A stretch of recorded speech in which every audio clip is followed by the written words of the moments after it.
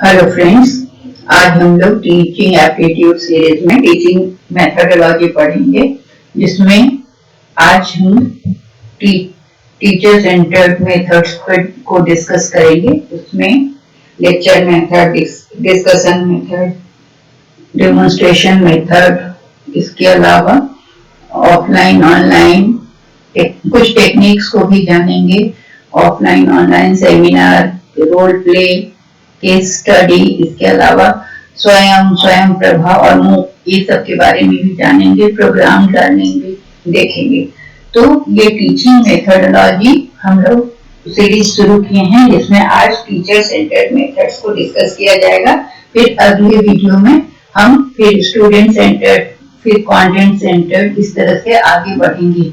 ये जो कंटेंट है आज का, वो सीटेट के लिए भी इक्वली इम्पोर्टेंट है, क्योंकि जनरल नॉलेज के क्वेश्चन में स्वयं प्रभा, मूक वगैरह से रिलेटेड क्वेश्चंस आते हैं, और यूजीसी नेट के फर्स्ट पेपर के लिए तो इम्पोर्टेंट है ही। साथ ही बहुत सारे सब्जेक्ट में मेथोडोलॉजी की पढ़ाई होती है, तो एजुकेशन, इकोनॉमिक्स और सब्जेक्ट्स में इसकी जरूरत पड़ेगी, तो इसको आप ध्यान से देखेंगे।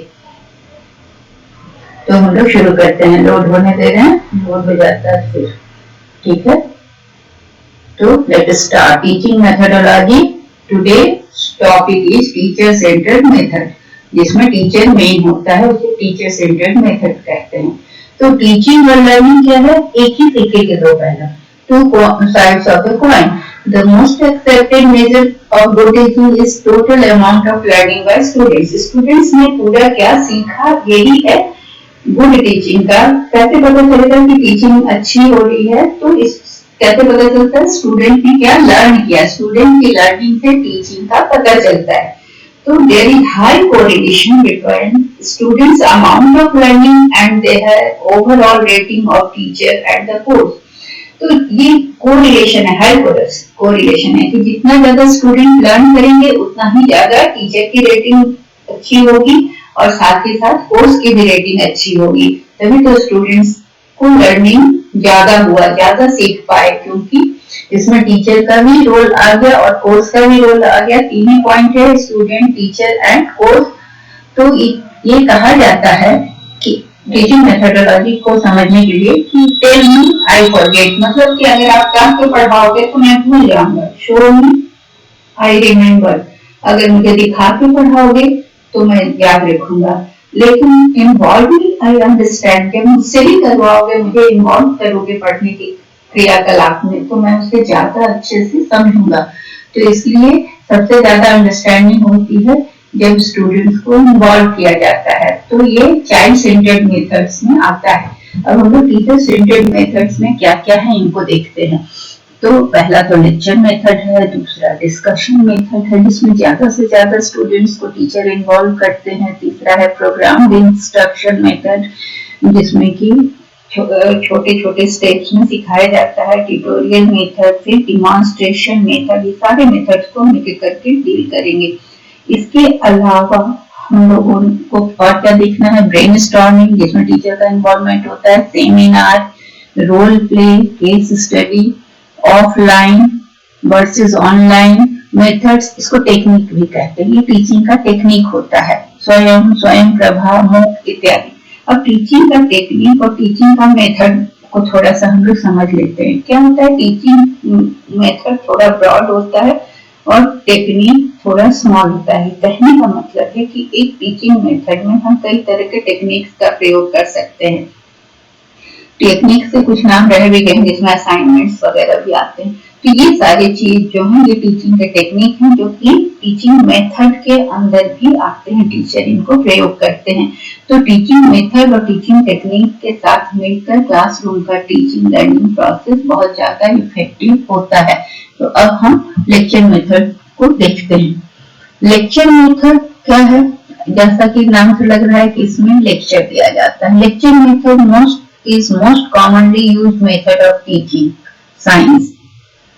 टीचिंग साइंस मतलब यहाँ पर साइंस को पढ़ाने के लिए नहीं, बल्कि यहाँ पर ये टीचिंग साइंस मतलब शिक्षा विज्ञान। यहाँ पर शिक्षा के विज्ञान में, शिक्षा विज्ञान को पढ़ाने के लिए, शिक्षा को यहाँ एक विज्ञान के रूप में एड्रेस किया गया है। उसमें सबसे कॉमन मेथड क्या है, यहाँ विज्ञान सेक्शन से नहीं कंफ्यूज करेंगे, शिक्षा को एक विज्ञान के रूप में लिया गया है और उसमें लेक्चर मेथड को बहुत ज्यादा महत्व दिया गया है। यह बहुत कॉमन, बहुत सामान्य तरीका है लेक्चर मेथड। ये टीचर्स कंट्रोल्ड और इंफॉर्मेशन सेंटर्ड अप्रोच है, जिसमें कि teacher work as a sole resource in classroom instruction.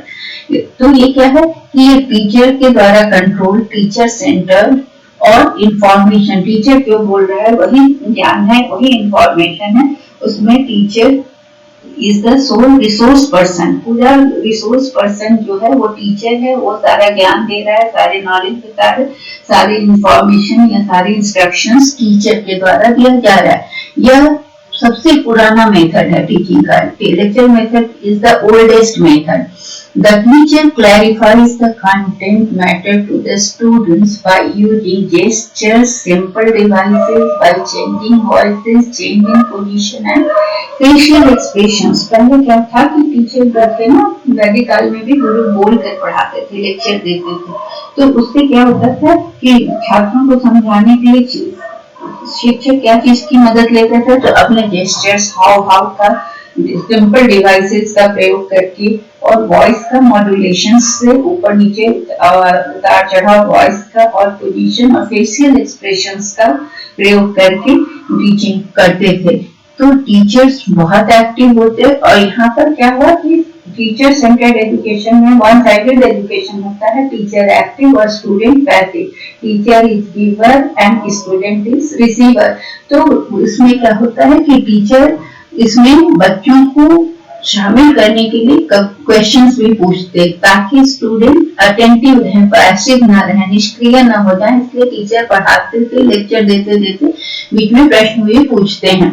Lectures are probably the best method teaching for many students in many circumstances, especially for communicating conceptual knowledge where there is significant knowledge gap between lecturer and audience। अब इसमें क्या है कि lecture method जो है वो बहुत अच्छा माना जाता है, बेस्ट टीचिंग मेथड माना जाता है, जहाँ पर बहुत सारी ऐसी परिस्थितियां होती हैं कि जहाँ पर कॉन्सेप्ट का नॉलेज जो होता है वहां पर टीचर कम्युनिकेट करता है, बोल कर बताता है। क्योंकि स्टूडेंट्स और टीचर्स के बीच में जहाँ पर नॉलेज का बहुत गैप होता है, ज्ञान का बहुत गैप होता है, वहां पर टीचर कॉन्सेप्चुअल नॉलेज बोल कर बताते हैं।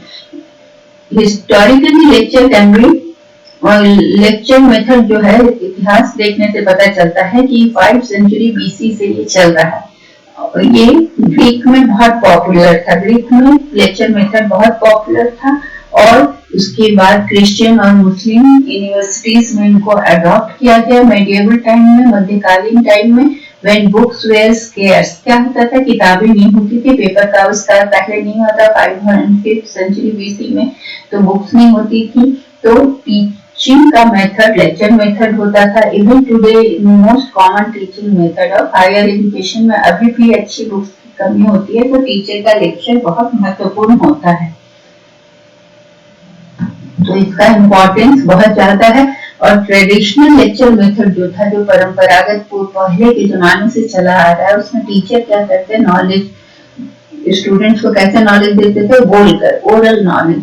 लेक्चर मेथड में क्या क्या होता है, टेलिंग मेथड, स्टोरी टेलिंग, कहाना कह कर बताना, इंटरप्रिटेशन मेथड, कोई भी चीज को इंटरप्रेट करना, कोई अगर टर्म आ गया जो कि थोड़ा डिफिकल्ट है, कॉम्प्लेक्स है, उसको उसमें क्या है उसका इंटरप्रिटेशन करना, उसका मीनिंग बताना।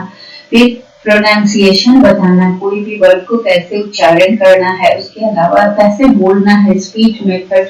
तो ये सारे मेथड के द्वारा लेक्चर मेथड में ये सारे मेथड भी इंक्लूडेड होते हैं। टीचर सारे तरह के टीचिंग मेथड को यूज करता है जो कि टीचिंग के साथ जुड़े होते हैं। लेक्चर मेथड क्या है, ये सबसे कन्वीनियंट है और कम खर्चीला है, बल्कि कहा जाए कि इसमें खर्च नहीं होता है। किसी भी सब्जेक्ट को पढ़ाने के लिए टीचर होना चाहिए। अगर टीचर को नॉलेज हो तो आसानी से 70 से 100 बच्चों को आराम से क्लास में पढ़ा सकता है। अगर इससे ज्यादा बच्चे हुए उनको भी एड्रेस कर सकता है टीचर, लेकिन उसके लिए थोड़ा माइक वगैरह की जरूरत पड़ेगी क्योंकि वो ऑडिबल हो सके सारे बच्चों को। It hardly requires the use of scientific apparatus, experiment and aids material except the blackboard. Teacher क्या है, केवल ब्लैक बोर्ड के जरिए बहुत सारे स्टूडेंट को एक साथ पढ़ा सकता है। ये टीचर कंट्रोल्ड मेथड होता है और इंफॉर्मेशन टीचर के पास सेंटर्ड होता है, तो इसलिए टीचर क्लासरूम इंस्ट्रक्शन का रोल रोल रिसोर्स होता है, उसका मतलब रिसोर्स पर्सन वही होता है, होल रिसोर्स होता है। इन दिस मेथड केवल टीचर बोलता है, स्टूडेंट नहीं बोलता है। तो इससे क्या होता है कि क्लास में कभी कभी मोनोटोनी या डलनेस आ जाता है, क्योंकि स्टूडेंट्स, अगर टीचर और स्टूडेंट के बीच इंटरेक्शन ना हो तो क्लास मोनोटोनस भी हो सकता है। तो एजुकेशन के क्षेत्र में लेक्चर मेथड बहुत फ्रीक्वेंटली यूज होता है, आराम से आसानी से यूज होता है, और ये कॉन्सेप्ट के नॉलेज के लिए इसका प्रयोग होता है, और ये कॉग्निटिव ऑब्जेक्टिव पर फोकस करता है। तो कॉग्निटिव ऑब्जेक्टिव क्या क्या था हमारा? पहला था नॉलेज, दूसरा था कॉम्प्रिहेंशन, तीसरा था कॉम्प्रिहेंशन, एनालिसिस, सिंथेसिस, इवैल्यूएशन। ठीक है, और तो ये सारी चीजें जो कॉग्निटिव ऑब्जेक्टिव ब्लूम टैक्सोनॉमी में हमने देखा, वो सारा उस पर फोकस करता है लेक्चर मेथड। तो मेन एम्फेसिस क्या है इस स्ट्रेटजी का, टीचिंग मेथड, लेक्चर मेथड का, कि कंटेंट क्या है, क्या पढ़ाना है, विषय वस्तु का presentation. In this method teacher क्या करता है, पूरी टीचिंग को प्लान करता है और कंट्रोल करता है, और लर्निंग प्रोसेस को भी, टीचिंग लर्निंग प्रोसेस में कंटेंट को प्लान करना और टीचिंग को कंट्रोल करता है। तो लेक्चर को इंटरेस्टिंग बनाने के लिए टीचर क्या कर सकता है, किसकी मदद ले सकता है? ऑडियो विजुअल एड्स की मदद ले सकता है। अब क्या है कि ये नया आइडिया क्रिएट करता है, और लार्ज क्लास के लिए इम्पोर्टेंट है। इसके फीचर्स यही हैं कि नया आइडिया क्रिएट करता है, पूरे बड़े क्लास को टीचर अकेला एड्रेस कर सकता है, टीचर एक्सपीरियंस्ड होता है और मास्टरी होती है उसके सब्जेक्ट पे। तो इसलिए वो सारे पॉइंट्स को एक्सप्लेन करता है, और जो भी क्वेश्चंस स्टूडेंट्स के द्वारा पूछे जाते हैं उनको बताता है। Students can ask if they need any clarification. अब इसमें लेक्चर मेथड में ऐसा नहीं है कि स्टूडेंट्स को आजादी नहीं होती है, स्टूडेंट्स को अगर कुछ समझ नहीं आ रहा है तो वो पूछ सकते हैं। लर्न थ्रू लिसनिंग, यहाँ क्या है, लर्निंग थ्रू लिसनिंग। तो the teacher explains all the points, students give their input, teacher discusses with the whole topic in class in easy language and can easily understand the topic। ये फिर हम देख रहे हैं कि टॉपिक से related knowledge मिलता है, लार्ज क्लास को मिलता है, टाइम सेविंग होता है, क्योंकि टीचर को लेक्चर 40 मिनट में खत्म करना होता है, और उसका जब एंड खत्म होने लगता है लेक्चर का टाइम, तो स्टूडेंट अपना व्यूज देते हैं, उनको नहीं समझ में आया वो क्वेश्चन पूछते हैं, अगर उनको कोई क्वेश्चन में प्रॉब्लम है तो वो भी पूछ सकते हैं, और स्टूडेंट्स लेक्चर को सुनते हैं, नोट्स लिखते हैं, अगर टीचर बोल रहे हैं तो नोट्स लिखते हैं, और टीचर भी क्वेश्चन पूछ सकते हैं। तो इससे क्या होता है कि जो स्टूडेंट्स होते हैं वो बेसिक कॉन्सेप्ट्स को अंडरस्टैंड करते, समझते हैं। तो और यहाँ टीचर सभी स्टूडेंट्स को बाय फेस पहचानते हैं, और क्लास के लिए, बच्चों के लिए वो उनके हिसाब से स्ट्रेटेजी भी बना सकते हैं ताकि बच्चों को समझने में आसानी हो। तो चूंकि टीचर एक्सपीरियंस्ड होता है और सब्जेक्ट का मास्टरी होता है, तो वो करीब करीब जो उसने पढ़ाया वो स्टूडेंट से सारे क्वेश्चंस का आंसर दे सकता है। हो सकता है कभी कभी नहीं भी दे पाए, लेकिन उसको फिर वो अगले दिन बता दे सकता है। टीचर्स इंफॉर्मेशन शेयर करते हैं स्टूडेंट से, ताकि इससे क्या होता है कि नए नए बातें बताते हैं, तो स्टूडेंट्स में इंटरेस्ट देखता है, और स्टूडेंट्स मोर इन्वॉल्व और पार्टिसिपेटिव होते हैं जब टीचर क्वेश्चंस पूछते हैं। तो टीचर नोट्स भी प्रोवाइड करते हैं, स्टूडेंट्स सभी पॉइंट को समझते हैं और टीचर के साथ नॉलेज शेयर करते हैं। तो यहाँ पर टीचर रोल मॉडल हो जाता है स्टूडेंट्स के लिए। तो एक सब्जेक्ट को इंट्रोड्यूस करने के लिए टीचर लेक्चर मेथड क्या होता है कि यूज क्या है इसका, तो स्टूडेंट को ओरिएंट करता है पढ़ाने के लिए, नया एक सब्जेक्ट इंट्रोड्यूस करता है लेक्चर मेथड, फिर डायरेक्शंस देते हैं कि कैसे पढ़ना है, और बेसिक मटेरियल भी प्रोवाइड करते हैं। डेमोन्स्ट्रेशन, डिस्कशन, परफॉर्मेंस भी टीचर कर सकते हैं और एप्लीकेशन ऑफ रूल्स, प्रिंसिपल्स और कॉन्सेप्ट जो वो पढ़ा रहे हैं उसको दिखा भी सकते हैं। और टू रिव्यू, आज के जमाने में तो सारी चीजें उपलब्ध हैं, तो लेक्चर मेथड में टीचर जो भी पढ़ा रहे हैं उनको दिखा भी सकते हैं, इलस्ट्रेट कर सकते हैं, उदाहरण से दिखा सकते हैं। To review, clarify and emphasise and और समराइज।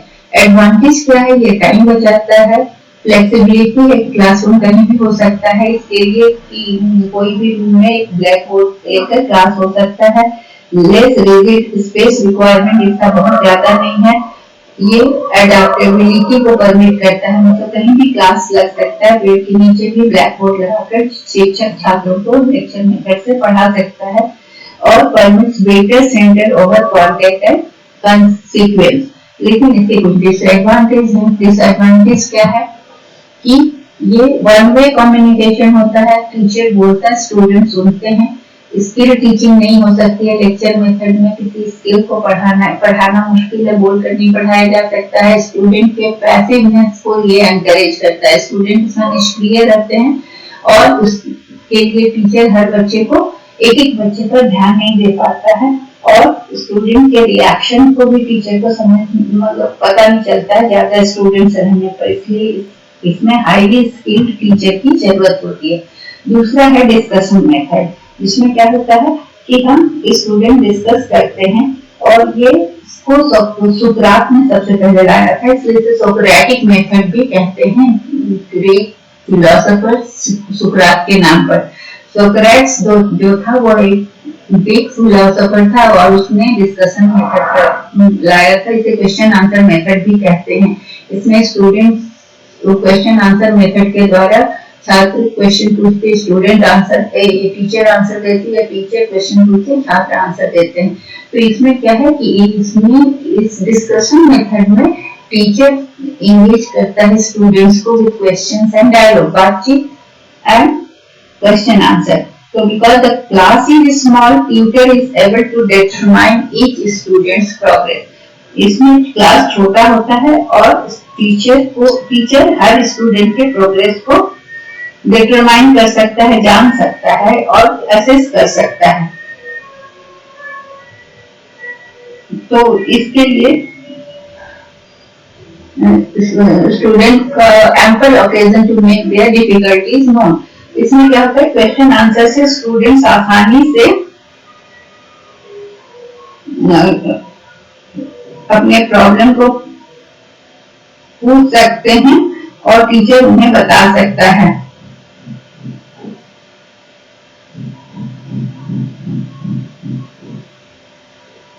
इसके लिए स्टूडेंट का मतलब डिफिकल्टीज को टीचर तक पहुंचने में आसानी होती है। तो यहाँ पर जो होता है क्वेश्चन आंसर पूछने से और डिस्कशन से माइंड का मीटिंग होता है, मतलब टीचर और स्टूडेंट का माइंड का मीटिंग होता है, मेंटल लेवल पर बातचीत होती है और वो एक दूसरे को समझते हैं और एक दूसरे के क्वेरीज को सॉल्व करते हैं। Discussion method demands that students come to class well prepared. तभी ना डिस्कशन होगा जब सब लोग पढ़ लिख कर आएंगे, तैयारी से आएंगे। Compelling them to think out their argument in advance and answer their peers' question, counter arguments. इसमें क्या होता है कि पहले तो उनको किसी भी टॉपिक पर उन्हें अपने आर्गुमेंट्स देने होते हैं पहले, फिर उनकी आर्गुमेंट्स पर अगर कोई उनके साथी लोग क्वेश्चंस करते हैं तो they have to answer them और काउंटर आर्गुमेंट करना। इससे क्या होता है कि उनकी पावर ऑफ रीजनिंग बढ़ती है, तर्क करने की शक्ति बढ़ती है, एनालिसिस विश्लेषण की शक्ति बढ़ती है एंड आर्टिकुलेशन बढ़ता है। तो ये उनको फंडामेंटल स्किल्स इससे डेवलप होता है जो कि किसी भी डिसिप्लिन या किसी भी प्रोफेशन में सक्सेस होने के लिए जरूरी है। तो डिस्कशन मेथड में सारे स्टूडेंट्स का इन्वॉल्वमेंट होता है, सारे स्टूडेंट्स प्रिपेयर करते हैं, पढ़ते रहते हैं, तैयारी होती है और वो उनका रीजनिंग, एनालिसिस, आर्टिकुलेशन ये सब डेवलप होता है और ये उन्हें आगे की लाइफ के लिए तैयार करता है।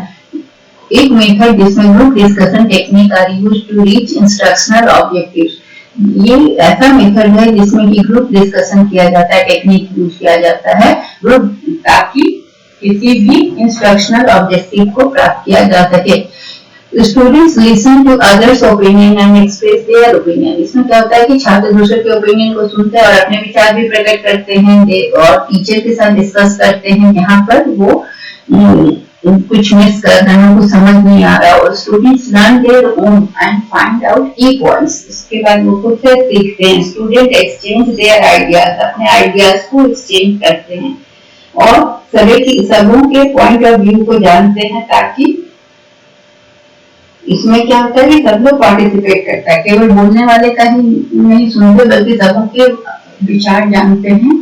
और डिस्कशन के बाद जब स्टूडेंट्स अपना प्रेजेंटेशन देते हैं तो टीचर उनके जो भी मिस्टेक्स होते हैं उनको करेक्ट करते हैं और स्टूडेंट्स यहाँ अपने नोट्स बनाते हैं। यहाँ लर्निंग जो है डिस्कशन मेथड में ज्यादा इफेक्टिव होता है और रोट लर्निंग यहाँ नहीं हो सकता। तो रट कर ये यहाँ नहीं सीखते हैं, बल्कि क्रिएटिविटी डेवलप होता है स्टूडेंट के बीच में।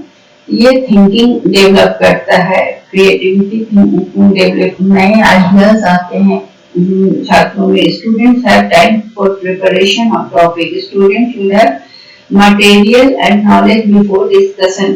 डिस्कशन के पहले उन्हें टॉपिक पता होता है, उसके लिए वो तैयारी करके आते हैं, वो मटेरियल इकट्ठा करते हैं, अपना ज्ञान बढ़ाते हैं। Suggestions, only those students participate who have confidence.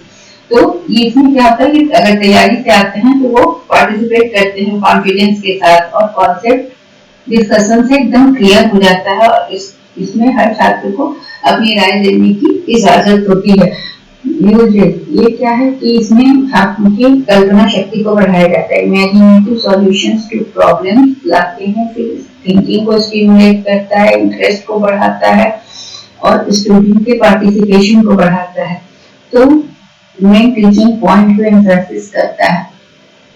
To supplement lectures, reading, laboratory exercises. ये कहता है कि स्टूडेंट्स कितना अच्छा से अंडरस्टैंड कर रहे हैं कॉन्सेप्ट और प्रिंसिपल्स को, ये डिटरमाइन होता है इस मेथड से। और स्टूडेंट्स को थ्योरी और प्रोसीजर के लिए तैयार होता है और पॉइंट्स मतलब क्लियर, कोई भी चीज का कॉन्सेप्ट क्लियर हो जाता है और उसको वो फिर कहीं भी अपने विचार रख सकते हैं। इसका एडवांटेज यही है कि स्टूडेंट का इंटरेस्ट को इंक्रीज करता है और एक्सपेक्टेंस और कमिटमेंट्स को। इसके बाद स्टूडेंट्स के नॉलेज और एक्सपीरियंस का यूज होता है और परमानेंट लर्निंग, ये जो लर्निंग होती है परमानेंट लर्निंग होती है और उसमें स्टूडेंट्स का पार्टिसिपेशन जो होता है वो हाई डिग्री का होता है और कॉन्सेप्ट एकदम डिस्कशन के बाद क्लियर हो जाता है। इसका यूज है कि ये स्टूडेंट के इमेजिनेटिव सॉल्यूशन को देता है और स्टूडेंट के पार्टिसिपेशन को बढ़ाता है, स्टूडेंट के लेक्चर्स, रीडिंग और लैबोरेटरी में मदद करता है, वर्क में मदद करता है। और इसके बाद ये इसके फायदे हैं कि इंटरेस्ट स्टूडेंट का इंक्रीज बढ़ता है। उसके बाद ये तो शायद रिपीट हो गया इसलिए हम आगे बढ़े। डिसएडवांटेज क्या है, ये हाईली स्किल्ड इंस्ट्रक्टर की जरूरत होती है इसमें डिस्कशन मेथड में और स्टूडेंट्स को भी तैयारी करनी होती है, तो ये टाइम कंज्यूमिंग होता है और कंटेंट को लिमिट कर देता है क्योंकि डिस्कशन ज्यादा होता है। तीसरा है डिमॉन्स्ट्रेशन मेथड। इसमें क्या होता है कि ये एक इंस्ट्रक्शन का मेथड है जहाँ पर टीचर जो होता है वो किसी भी ऑपरेशन या किसी भी कार्य को अगर पढ़ा रहा है किसी भी टॉपिक को तो उसमें दिखाता है, करके दिखाता है स्टूडेंट्स को कि क्या करना है, कैसे करना है और उसके बाद एक्सप्लेनेशंस भी देता है कि why, where and when it is done. तो डिमॉन्स्ट्रेशन मेथड में क्या है कि कोई भी चीज करके दिखाया जाता है ताकि छात्र उसको सीखें और समझें कि यह क्यों हुआ, कैसे हुआ, कब हुआ, ये सारा। तो ये मैनिपुलेटिव ऑपरेशन ऑफ प्रोसीजर्स। इसमें क्या है कि ट्रबल शूट करने के लिए, प्रॉब्लम सॉल्व करने के लिए इसमें छात्रों को सिखाया जाता है। इसमें क्या है कि किसी भी मशीन का फंक्शनिंग कहते हैं। तो ये दिखाया जाता है पहले मशीन को ऑपरेट करके, या किसी भी मशीन से किसी चीज का स्टडी, माइक्रोस्कोप से कैसे किसी चीज को देखना है। तो ये सारी चीजें पहले माइक्रोस्कोप दिखाया जाता है, उसके बारे में बताया जाता है, फिर करके दिखाया जाता है, उसके बाद बच्चे खुद से करते हैं। ये टीम वर्क में होता है और ये वर्कमैनशिप का स्टैंडर्ड्स निर्धारित करता है और सेफ्टी प्रोसीजर्स की कैसे करना है, ये कोई भी एक्सपेरिमेंट करना है तो उसमें कितने मतलब अच्छे से करना है, स्किल्ड वे में करना है, और कैसे ग्रुप में मिलकर करना है, और कैसे खुद को बचाते हुए सेफ्टी का ध्यान रखते हुए करना है। तो ये क्या है कि डैमेज और वेस्ट को मिनिमाइज करना है, इस मेथड का सिखाता है। इसमें सिखाया जाता है, टाइम बचता है और लार्ज ग्रुप को एक साथ दिखाया जा सकता है और लर्निंग का इवैल्यूएशन भी हो सकता है। लेकिन इसका डिसएडवांटेज है कि ये इसमें केयरफुल प्रिपरेशन करना होता है और बहुत रिहर्सल के बाद काम होता है। इसके लिए बहुत ड्रिल करना होता है, प्रैक्टिस करना होता है, एक्सरसाइजेस का कई बार करने के बाद उसमें फिर स्किल मूवमेंट होता है या स्किल काम होता है, और स्पेशल क्लासरूम अरेंजमेंट की जरूरत पड़ती है इसके लिए। और ये लार्ज ग्रुप में उसका डिसएडवांटेज। उसके बाद आता है प्रोग्राम इंस्ट्रक्शन मेथड। ये प्रोग्राम इंस्ट्रक्शन मेथड जो है वो नया सब्जेक्ट मैटर किसी भी स्टूडेंट को अगर हम दे रहे हैं तो उसको क्या करना है, उसको छोटे छोटे टुकड़े में बांट कर दिया जाएगा ताकि स्टूडेंट्स क्या है स्टेप बाय स्टेप सीखे। पूरे टॉपिक को एक साथ ना सीखकर टॉपिक को छोटे छोटे हिस्सों में बांट कर उसे सिखाया जाता है। तो ये सेल्फ इंस्ट्रक्शन का मेथड है और ये रिमेडियल इंस्ट्रक्शन है। इसमें क्या है कि लेट अराइवल जो आए, जो एब्सेंट हुए या जो इस तरह के बच्चे होते हैं, उनको क्या होता है कि पहले से सीखा हुआ स्किल जो कि फ्रीक्वेंटली नहीं होता है, उसके बाद वो बच्चों को वो टॉपिक को छोटे छोटे टुकड़े में बांट कर दिया जाता है और उसके बाद बच्चा एक हिस्सा को सीखता है, फिर उसको फीडबैक दिया जाता है, फिर वो दूसरा पढ़ता है। अगर पहला का फीडबैक अच्छा नहीं हुआ तो उसे वो फिर से करता है, फिर आगे बढ़ता है। तो इस तरह से प्रोग्राम लर्निंग में क्या होता है कि ये इंटरेक्शन जो है वो बिटवीन लर्नर एंड प्रोग्राम के बीच में होता है। वो प्रोग्राम बन गया, वो टॉपिक में कई हिस्सों में छोटे छोटे हिस्सों में बांट दिया गया। अब लर्नर उसको एक एक स्टेप करके सीखता है। Each student progress at his own pace. यहाँ पर कोई हड़बड़ी नहीं होती है। सीखा, फीडबैक मिला, नहीं अच्छा हुआ वो फिर से करेगा, फिर दूसरा हिस्सा को करेगा, फिर उसका फीडबैक मिला। इस तरह से अब वो अपने गति से सीखता है और वो इसको कोई भी थ्रेट नहीं होता है या ना ही कोई ह्यूमिलिएशन होता है। वो क्योंकि क्लासरूम में बच्चे हेटेरोजेनस क्लासरूम होता है, सब तरह के बच्चे होते हैं। तो कोई बच्चा तेज होता है, कोई कमजोर होता है। तो कमजोर बच्चा अपनी गति से धीरे धीरे सीखता है और उसके लिए उसका मजाक नहीं होता है, उसको डिमोरलाइज नहीं किया जाता है। और इसमें frequent response is required of the student. वो करता जाता है, बताता जाता है। तो programme learning educational technique characterised by self paced, खुद अपनी गति से करो, सेल्फ अपने से करना, self administered instruction presented in logical sequence, छोटे छोटे हिस्सों में, with much repetition of concepts. क्या होता है कि उसको रिपीट करता है। पहला किया नहीं अच्छा हुआ, फिर से किया, फिर दूसरा किया नहीं अच्छा हुआ, फिर पहला दूसरा दोनों किया, फिर तीसरा किया। इस तरह से प्रोग्राम लर्निंग में स्टेप बाय स्टेप रिपीट होते हुए चलता है। ये मेजर इम्पेटस इसका हुआ था, ये तो मतलब इस पर ज्यादा ध्यान दिया गया था 1950 में, जो कि American behavioural psychologist B.F. Skinner ने इसको इंट्रोड्यूस किया था।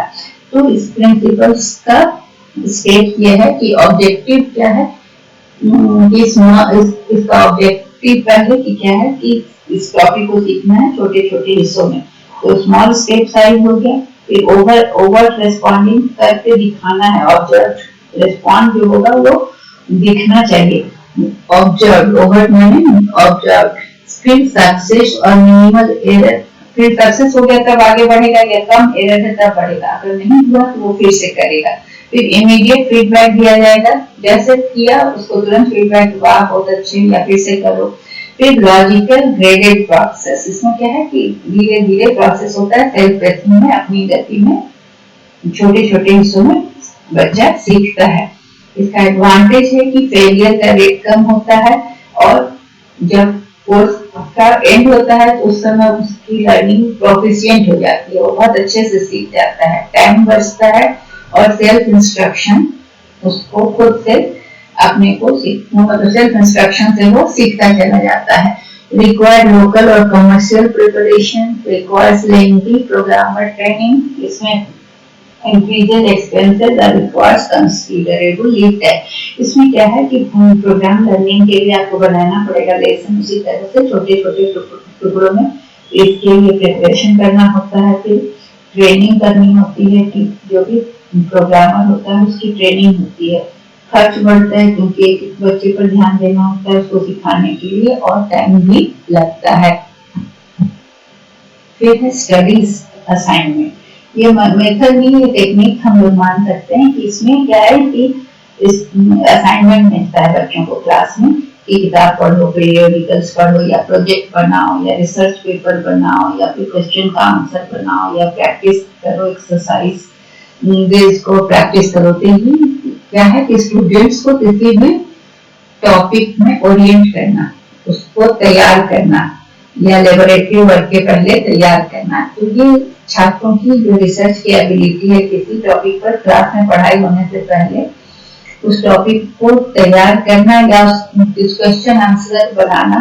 तो उसमें क्या करता है कि स्टूडेंट बहुत सारे रेफरेंस बुक देखता है, वेबसाइट्स देखता है, और वहां से मटेरियल लाकर तैयार करता है, असाइनमेंट बनाता है। तो ये एक्टिव लर्निंग है। ये क्या होता है कि ये लर्निंग स्टूडेंट्स को किस चीज के लिए तैयार करता है, लेक्चर के लिए, डेमोन्स्ट्रेशन के लिए, या डिस्कशन के लिए।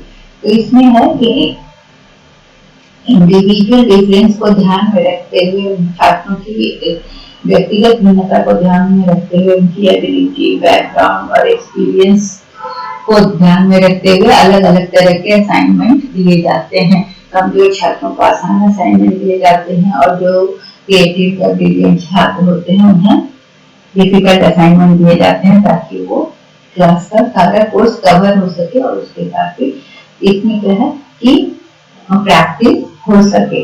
तो इससे छात्रों का मटेरियल, जो भी स्टडी मटेरियल है उससे वो खोजते हैं, तो उनका एनरिचमेंट होता है। इसका क्या है कि मटेरियल का कवरेज, इसका फायदा ये है कि जो भी पढ़ना है उसका मटेरियल जमा हो जाता है, क्लासरूम का टाइम कम होता है, बचता है, क्योंकि छात्र पहले से पढ़ लेते हैं, प्रिपेयर करते हैं, तो उनको नॉलेज हो जाता है। और इससे जो छात्र इकट्ठा किया, हर स्टूडेंट तैयारी करके आता है, तो जब वो बोलता है या टीचर से इंटरेक्शन होता है तो उसको अटेंशन मिलता है, इंडिविजुअल अटेंशन। इसमें क्या है कि केयरफुल होना होता है, प्लानिंग और इवैल्यूएशन का प्रॉब्लम होता है, और नॉन स्टैंडर्ड रिजल्ट होता है, क्योंकि इस स्टैंडर्ड रिजल्ट तो छात्रों की एक्चुअल कैपेसिटी तो नहीं है, ये तो सारा रेफरेंस और वेब से कलेक्टेड है। तो इसमें एक्चुअल नॉलेज नहीं पता चलता है, क्योंकि वो बहुत चीज बाहर से कलेक्ट करके उसको असेंबल करके लाते हैं। अगला है ट्यूटोरियल मेथड। इसमें क्या होता है कि इंस्ट्रक्टर जो है, टीचर जो है, देखिए सारा टीचर सेंटर्ड मेथड्स है। इसमें क्या है कि टीचर असाइनमेंट दिया, वहाँ यहाँ ट्यूटोरियल मेथड में टीचर डायरेक्टली स्टूडेंट के साथ बात करता है या उसको पढ़ाता है। तो हाईली कॉम्प्लिकेटेड स्किल्स जो होता है या ऑपरेशंस होता है, जिसमें कि एक्सपेंसिव इक्विपमेंट है या इसमें खतरा है, वहाँ टीचर क्या होता है कि बच्चों को इंडिविजुअलाइज सिखाता है, अकेले व्यक्तिगत रूप से रेमेडियल असिस्टेंस देता है। मान लीजिए कोई लेबोरेटरी का कोई चीज सिखाना है या कोई भी चीज ऐसे सिखाना है जिसमें छात्रों को इंडिविजुअलाइज इंस्ट्रक्शन की या असिस्टेंस की जरूरत होती है, तो उसे टीचर अकेले से मतलब बताता है, मतलब एक छात्र को एक बार में बताता है। पूरे ग्रुप में बताने से हो सकता है कुछ चीजें समझ ना आए छात्र को, तो उसको इंडिविजुअली भी टीचर बताते हैं, तो उसे ट्यूटोरियल में करते हैं। जिसमें क्या होता है, कुछ कमजोर बच्चे हो जाते हैं, उनको कुछ प्रॉब्लम होती है, तो उनके प्रॉब्लम लर्निंग से रिलेटेड, समझने में टॉपिक से रिलेटेड जो भी होता है उसे टीचर सॉल्व करते हैं इंडिविजुअलाइज्ड लेवल पे। एडवांटेज क्या है कि इसमें इंस्ट्रक्शन को छात्र अडॉप्ट कर पाता है, स्टिमुलेट्स एक्टिव पार्टिसिपेशन। जब छात्र को समझ में आ जाता है तो उससे फिर वो क्लासरूम में एक्टिव पार्टिसिपेशन करता है और प्रमोट्स सेफ्टी। इसमें क्या है, रिक्वायरमेंट की टीचर को बहुत कॉम्पिटेंट होने की जरूरत है और इसके लिए क्लासरूम के बाद भी टाइम देने की जरूरत है। सेमिनार की एक तरह का टेक्निक है जो कि ट्यूटोरियल अरेंजमेंट है। इसमें इंस्ट्रक्टर और ग्रुप्स होते हैं। इसमें क्या होता है कि कोई भी टॉपिक दिया जाता है छात्रों को और उसमें उनको पेपर तैयार करके लाने के लिए कहा जाता है रिसर्च प्रोजेक्ट पर या किसी भी चीज पर, और वो उस पर पेपर तैयार करके लाते हैं, एक्सप्लोर करते हैं वेबसाइट्स और सब जगह से, और उससे रिलेटेड पेपर तैयार करके उसको वो प्रेजेंट करते हैं और उसमें अपने पॉइंट्स रखते हैं। फिर जब वो उसको रीड करते हैं पेपर को, तो फिर क्लासरूम में छात्र उनसे क्वेश्चंस करते हैं, वो उनके क्वेश्चंस का उत्तर देते हैं, नहीं दे पाते हैं तो टीचर वहाँ उनको हेल्प करते हैं। तो इसमें क्या है कि members of a study research group to develop new and imaginative solution of problems studied by the। इससे क्या होता है कि छात्रों को मोटिवेशन मिलता है, वो अपना पेपर पढ़ते हैं तो उनमें कॉन्फिडेंस बढ़ता है, उनका पार्टिसिपेशन होता है क्लासरूम में, एक्टिव पार्टिसिपेशन, और एडाप्टिव इंस्ट्रक्शंस को वो परमिट करता है, मतलब जो भी इंस्ट्रक्शन मिल रहा है उसको वो अडॉप्ट करते हैं। इसके लिए कॉम्पिटेंट होना चाहिए टीचर को। और एक इसमें क्या होता है, इवैल्यूएशन का प्रॉब्लम होता है। और उसके बाद है अगला ब्रेनस्टॉर्मिंग। इसमें भी टीचर का इन्वॉल्वमेंट है, टीचर सेंटर्ड है। ये बहुत इंटरेस्टिंग होता है, बहुत इंफॉर्मेटिव होता है और नॉलेज बढ़ता है इससे, और लर्निंग इसमें बहुत प्रभावशाली होता है। इसमें स्टूडेंट्स का बहुत ज्यादा पार्टिसिपेशन होता है। इसमें क्या होता है कि स्टूडेंट्स अपना ओपिनियन देते हैं, एक्टिव लर्निंग, क्रिएटिव थिंकिंग इसमें बढ़ता है, मतलब सृजनात्मकता का बहुत बढ़ता है। स्टूडेंट अपने नॉलेज से आगे बढ़कर सोचते हैं, आउट ऑफ द बॉक्स सोचते हैं, मतलब कि एक ही प्रॉब्लम के बहुत सारे सॉल्यूशंस आते हैं या फिर बहुत सारे आइडियाज आते हैं। Everyone gets. इसमें क्या है कि सब लोग अपना थॉट को एक्सप्रेस करते हैं और सिंपल टॉपिक को समझने के लिए अलग अलग एंगल से पढ़े जा सकते हैं। सिंपल टॉपिक को अलग अलग तरीके से सभी लोग बताते हैं। इसमें होता क्या है कि टीचर आते हैं, कोई एक प्रॉब्लम दे देते हैं और सभी छात्रों को कहा जाता है कि इसमें आप अपने अपने ओपिनियन दें, इसको कैसे सॉल्व किया जाए। तो पूरे क्लासरूम से जो ओपिनियंस आते हैं तो सारे ओपिनियंस को इकट्ठा किया जाता है। उसमें जो सबसे रेलिवेंट ओपिनियन होता है उनको निकाला जाता है और बहुत सारे आइडियाज आते हैं और उसमें सबसे सुटेबल जो आइडिया होता है उसको एक्सेप्ट किया जाता है। तो इसको कहते हैं ब्रेनस्टॉर्मिंग। इसका मतलब सबका ब्रेन उसमें लगता है, सब सोचते हैं, सब उस पर अपना विचार प्रकट करते हैं। तो इसमें क्या होता है कि छात्र अलग अलग एंगल से सोचते हैं, कुछ बिल्कुल नया क्रिएटिव आइडिया होता है। तो ये आउट ऑफ बॉक्स सोचकर बहुत सारी चीजें आती हैं। तो ये बड़ी बड़ी कंपनी में भी किसी प्रॉब्लम के सॉल्यूशन के लिए ब्रेनस्टॉर्मिंग किया जाता है। रोल प्ले में भी टीचर होता है, इंस्ट्रक्टर और स्टूडेंट्स रोल प्ले करते हैं ये क्रिएटिव थिंकिंग के लिए। स्टूडेंट्स इसमें नॉलेज से ज्यादा सोचते हैं और एक्टिव लर्निंग, किसी भी चीज का रोल प्ले, जैसे कि सपोज के संसद भवन या बैंक या किसी भी तरह का संस्था के बारे में जानकारी देनी है छात्रों को, तो टीचर उसमें छात्रों को उस तरह से रोल प्ले करा देते हैं और उससे छात्रों को सारी चीजें समझ में आ जाती है। सपोज कि बैंक कैसे फंक्शन करता है, तो बैंक का फंक्शन के लिए वो छात्र में ही कोई ब्रांच मैनेजर बन जाएगा, कोई फील्ड अफसर, कोई टेलर काउंटर पर बैठ जाएगा, कोई कैशियर बन जाएगा, इस तरह से, और सारे लोग सब अपना अपना कार्य करेंगे। तो इससे लोगों को समझ में आ जाता है रोल प्ले से भी। फिर केस स्टडीज में क्या है, active learning, creative thinking is encourage student think beyond their knowledge। उसमें केस स्टडी में किसी भी केस को छात्र लेते हैं और उसको स्टडी करते हैं, उसके सारे एस्पेक्ट्स को देखते हैं। ठीक है, सपोज वो प्रोजेक्ट वर्क की तरह भी हो सकता है या केस, किसी भी बच्चे का केस देख सकते हैं कि वो एक्शन रिसर्च का कोई केस हम दे सकते हैं कि क्लासरूम का प्रॉब्लम है या कोई बच्चा क्यों क्लास में नहीं ध्यान दे रहा है, तो उसके बारे में पूरी जानकारी इकट्ठा करना, डायग्नोस करना कि क्या प्रॉब्लम है। तो इस तरह की चीजें करवाते हैं टीचर अपनी देख रेख में, तो ये भी टीचर सेंटर्ड मेथड होता है। फिर है ऑफलाइन एंड ऑनलाइन मेथड, दोनों में क्या अंतर है? तो ऑफलाइन और ऑनलाइन मेथड में क्या है, लोकेशन का है कि ऑनलाइन जो मेथड है वो घर बैठे आप कहीं भी किसी से भी कांटेक्ट कर सकते हैं, स्टूडेंट्स कहीं भी हो आप उन्हें पढ़ा सकते हैं। स्टूडेंट्स अलग अलग शहरों में भी रहेंगे तो ऑनलाइन क्लासेस को एक साथ ज्वाइन कर सकते हैं। और ऑफलाइन में क्या है कि लोकेशन चाहिए, क्लासरूम चाहिए, बिल्डिंग चाहिए। तो ऑफलाइन लर्निंग में पार्टिसिपेंट्स को ट्रैवल करना होता है और पहुंचना होता है जगह पर कि जहाँ क्लास हो रहा है, लेक्चर हॉल में या क्लासरूम में। लेकिन ऑनलाइन लर्निंग में training can be conducted from anywhere in the world. Participant simply क्या करना है, उसमें ऑनलाइन में उन्हें लॉग इन करना होता है इंटरनेट को, और उसके बाद उनको अपने वो कहीं भी बैठ के कर सकते हैं, कॉफी शॉप में भी बैठ के कर सकते हैं। दूसरा डिफरेंस क्या है, फ्लेक्सिबिलिटी। ऑनलाइन लर्निंग क्या है कि मोर फ्लेक्सिबल टाइम स्केल है। As a trainer, we can offer our support via mail through an online chat system. Mail भी कर सकते हैं। लेकिन ऑफलाइन लर्निंग में क्या है कि ऑफिस आवर्स में ही हम कर सकते हैं और उसमें ज्यादा फ्लेक्सिबिलिटी नहीं होता है। ऑनलाइन वर्सेस ऑफलाइन लर्निंग में क्या बेनिफिट है कि online learning has become preferred method in pandemic, और ये कोरोना के टाइम में तो ये बहुत ज्यादा ही प्रेफर्ड मेथड हो गया है। और इसी की वजह से बच्चों की पढ़ाई भी हो पाई, स्कूल कॉलेज की पढ़ाई हो पाई, क्योंकि टीचर्स जो नहीं जानते थे इंटरनेट वगैरह उन्होंने मेहनत किया और बच्चों को पढ़ाया, ऑनलाइन टीचिंग के। It is important not to dismiss the benefits of offline. इसका ये मतलब नहीं है कि ऑफलाइन का कोई मेरिट नहीं है। ऑनलाइन ट्रेनिंग कोर्स में क्या होता है, पढ़ाई में हम लोग बेनिफिट ज्यादा है, फ्लेक्सिबल है, लेकिन लोकेशन इस सब का रिस्ट्रिक्शन नहीं है, टाइम ये नहीं है कि रात में भी टीचर ऑनलाइन क्लासेस ले सकते हैं। लेकिन ऑफलाइन लर्निंग में क्या है कि इससे पता चलता है कि स्टूडेंट्स अटेंड कर रहे हैं कि नहीं क्लास, या अटेंशन दे रहे हैं कि नहीं। ये कुछ चीजें ऐसी होती हैं कि जिसमें कि छात्र इंटरेक्ट कर सकते हैं और ज्यादा समझ सकते हैं ऑफलाइन में।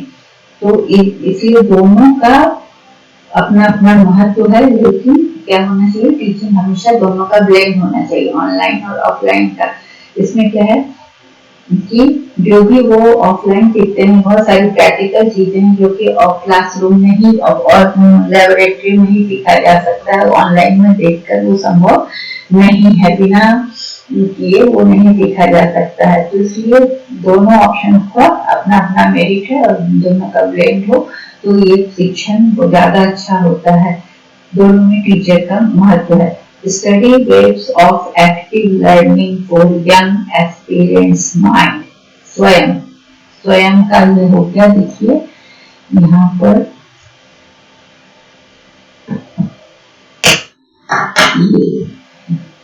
एस हो गया स्टडी, डब्ल्यू हुआ वेव्स ऑफ एक्टिव, ए का हुआ एक्टिव लर्निंग।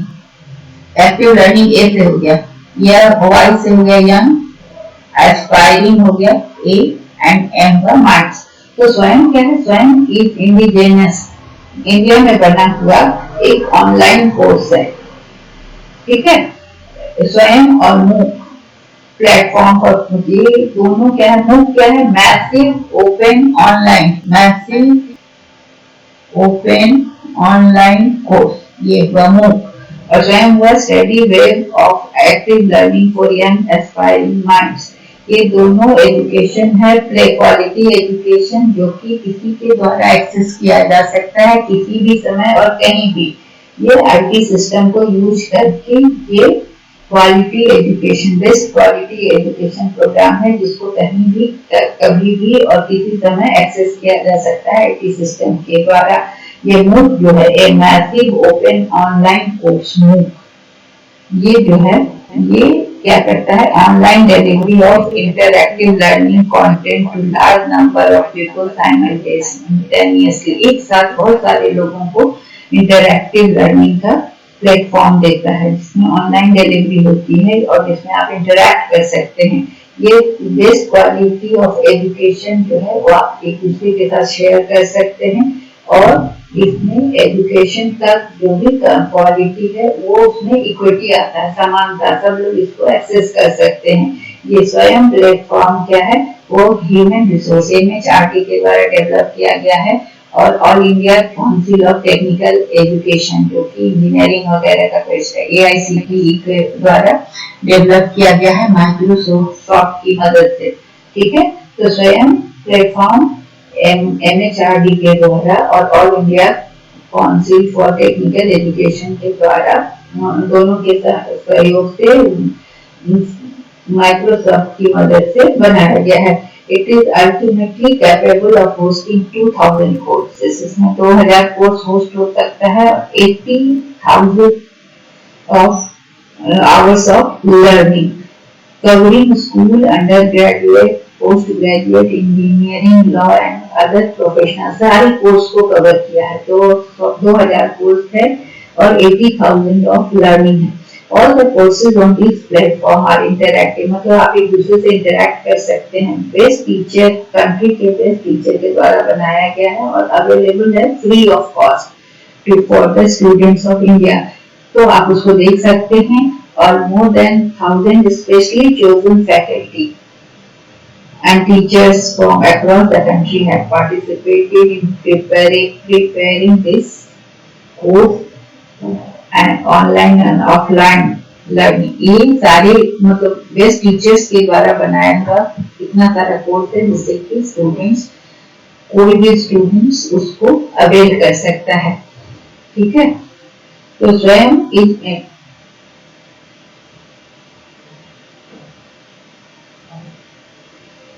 ये रिपीट है इसका बहुत सारा। फिर क्या है कि 4 क्वाड्रेंट्स ऑफ मूव पेडागोजी है। मूव जो हमने देखा वीडियो ट्यूटोरियल, उसमें है covering a whole course normally having 20 hours of instruction in a series of lectures, each lecture not exceeding 20 घंटे का लेक्चर है सीरीज, जो कि हर लेक्चर 30 मिनट का है।